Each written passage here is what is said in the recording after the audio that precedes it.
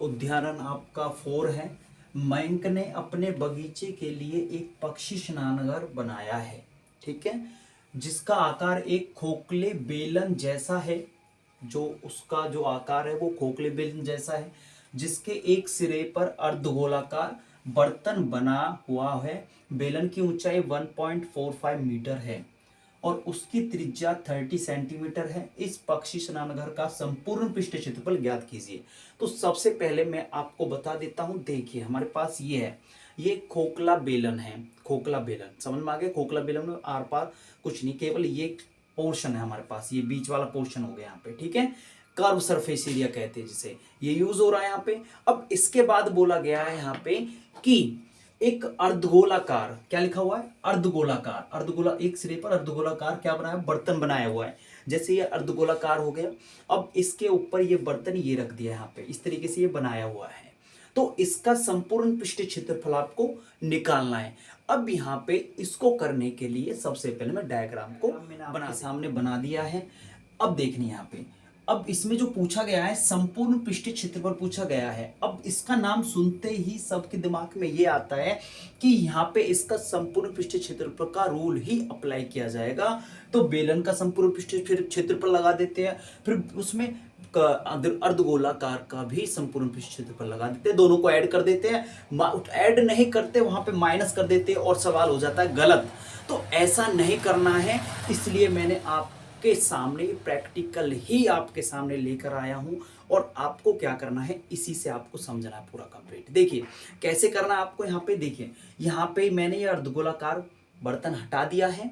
अब ये curve surface area आपके सामने बचा हुआ है। यदि आप इसका संपूर्ण निकालोगे तो आपको क्या करना होगा, संपूर्ण में यहाँ पे ये ऊपर से क्लोज होना चाहिए। संपूर्ण में, संपूर्ण का मतलब ये होता है कि दोनों तरफ से क्लोज हो गया, ये समझ में आ गया।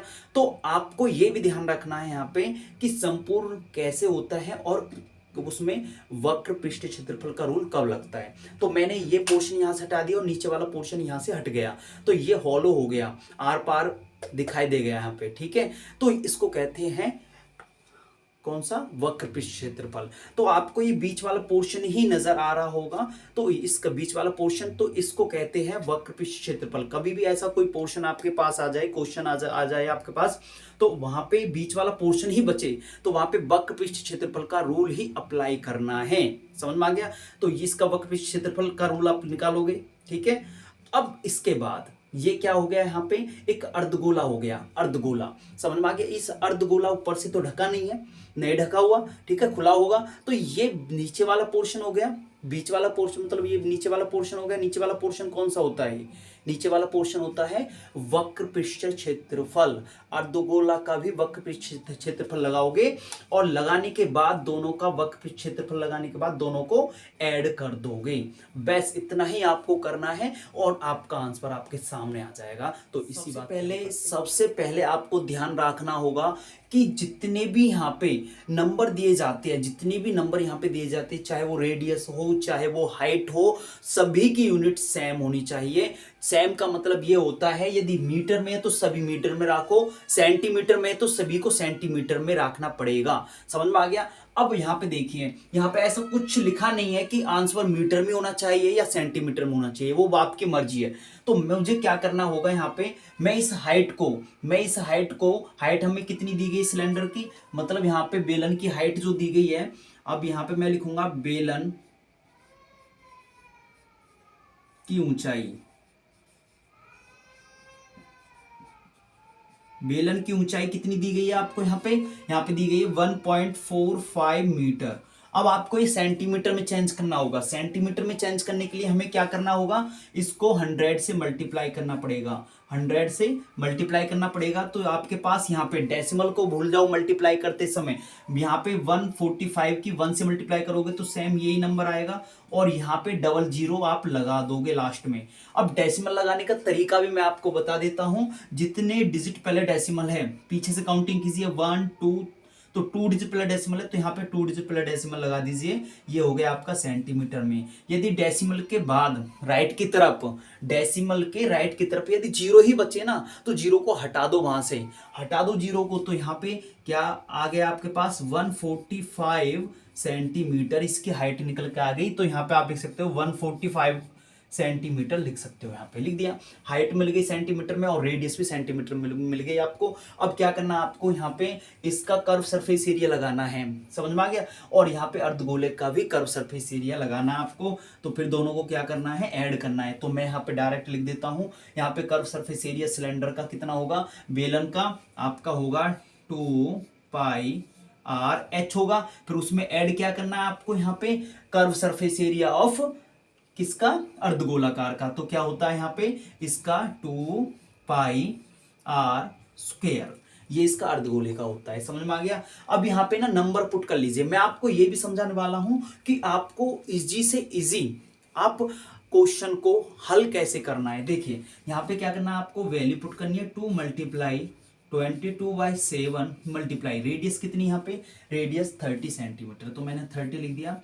मल्टीप्लाई हाइट कितनी हो गई, यहाँ पे हाइट हो गई इसकी 145 हो गई, ठीक है। प्लस में 2 पाई आर मतलब 2 मल्टीप्लाई पाई की वैल्यू 22/7 मल्टीप्लाई रेडियस कितनी होगी यहाँ पे 30 सेंटीमीटर, क्योंकि दोनों की रेडियस सेम होगी। यहाँ पे ये लिख दिया आपने, समझ में आ गया। अब आपको क्या करना है, अब आपको क्या करना है, देखिए यदि आप इसको सॉल्व करोगे, यहाँ पे इसको सॉल्व करोगे, इसको सॉल्व करोगे, तो यहाँ पे नंबर हो जाएगा बड़ा, क्या हो जाएगा, बड़ा नंबर हो जाएगा, वहां पे आपको प्रॉब्लम होगी। तो सबसे पहले जो दोनों में सेम नंबर है उसको बाहर निकाल देते एक साथ।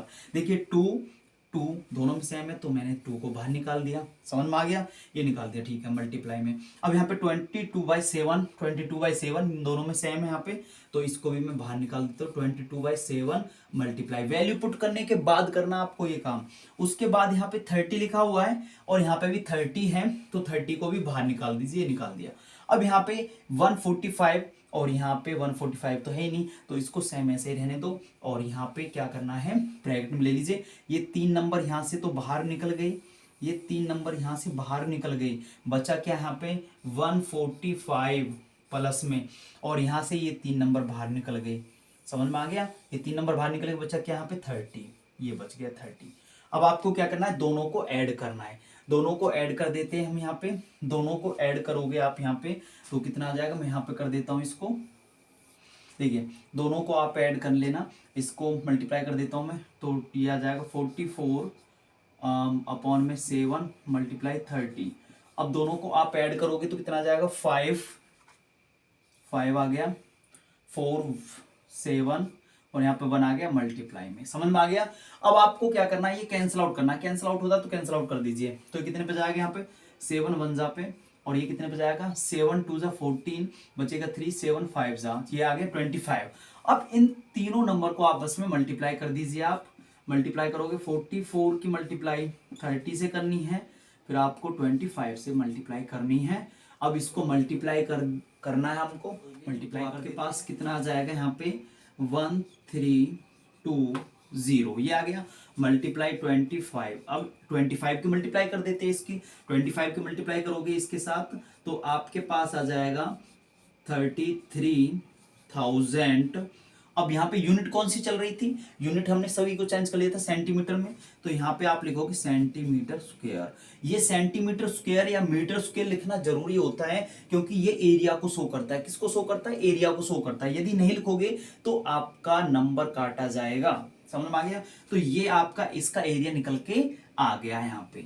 यदि आपको ये मीटर में चेंज करना हो, मीटर स्क्वायर में चेंज करना हो, तो किससे डिवीजन करोगे आप, इसको करोगे 10,000 से डिवीजन करोगे। किससे डिवीजन करोगे, 10,000 से। देखो यहाँ पे 30 से 30 कैंसिल आउट हो गई। अब यहाँ पे 10 बचा, मतलब 1 0 बची हुई है, तो एक डिजिट प्लस डेसिमल लगा दो यहाँ पे 3.3 मीटर स्क्वायर। ये इसका संपूर्ण पृष्ठीय क्षेत्रफल निकल के आ गया है। समझ में आ गया हो। वीडियो अच्छी लगी आपको तो वीडियो को लाइक कीजिए, शेयर कीजिए और चैनल को सब्सक्राइब कीजिए। Thank you watching the video.